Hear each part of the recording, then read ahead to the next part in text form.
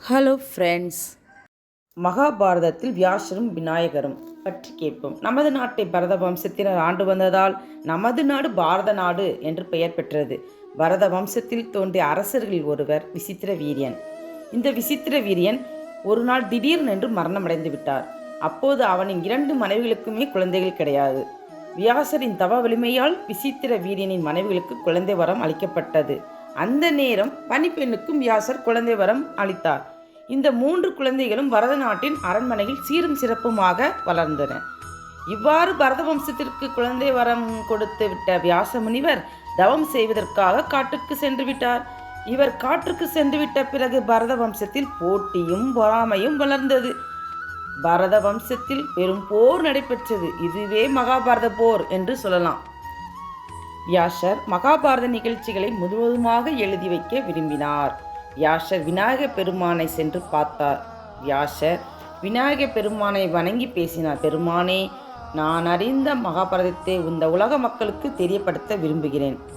நான் கூறும் மகாபாரத நிகழ்ச்சிகளை எனக்கு எழுதி கொடுக்கும்படி கேட்டுக்கொள்கிறேன் என்று வியாசர் கூறிய பிறகு விநாயகர் பேச ஆரம்பித்தார். வியாசரே, நீங்கள் கேட்டபடியே நான் மகாபாரதத்தை எழுதுவேன். ஆனால் நாள் முழு எழுதும்போது இடையில் நிறுத்த மாட்டேன். அதற்கேற்றவாறு நீங்கள் பாரதத்தை கூற வேண்டும் என்றார். விநாயகர் கூறிய நிபந்தனைகளை ஏற்றுக்கொண்ட வியாசர் விநாயக பெருமானை பார்த்து மீண்டும் பேச ஆரம்பித்தார். விநாயக பெருமானே, நீங்கள் கூறியபடியே மகாபாரதத்தை எழுதலாம். ஆனால் அவ்வாறு நீங்கள் எழுதும் போது என்னிடம் நீங்கள் எந்த சந்தேகங்களையும் கேட்கக்கூடாது என்றார். இதற்கு விநாயகரும் சம்மதித்தார். மகாபாரத நிகழ்ச்சிகளை வியாசர் சொல்ல அதை அப்படியே விநாயகர் எழுதினார். விநாயகர் எழுதும்போது வியாசர் சில கடினமான ஸ்லோகங்களையும் கூறினார். அப்போது விநாயகர் எழுதுவதை நிறுத்திவிட்டு யோசிக்க ஆரம்பித்தார். இவ்வாறு விநாயகர் எழுதுவதை நிறுத்தும் சமயத்தில் வியாசர் மேலும் பல ஸ்லோகங்களை நினைவுபடுத்தி கொண்டார். இவ்வாறு மகாபாரதத்தில் 96,635 ஸ்லோகங்களும் எழுதப்பட்டன. இதுவே மகாபாரதம்.